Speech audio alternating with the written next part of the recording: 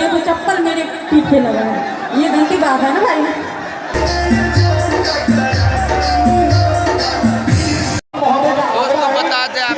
कि देखिए माही मनीषा के प्रोग्राम में जो है दर्शकों को संभालना भारी पड़ रहा है। कितने दर्शक आ चुके हैं माही मनीषा के प्रोग्राम में। पूरे प्रशासन जो है खजौली प्रशासन है और पूरे तंग हो चुके हैं। देखिए और कितने फैंस लोग के आप लोग सब अंदाजा लगा सकते हैं इसका क्रेज कितना है।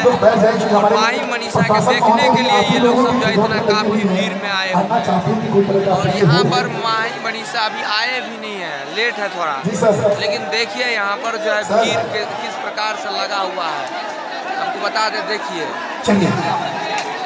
ये जो है माही मनीषा और सोशल मीडिया का क्रेज है। बाकी अपना प्रतिक्रिया जरूर दीजिएगा और पूरे वायरल कर दीजिए इस वीडियो को।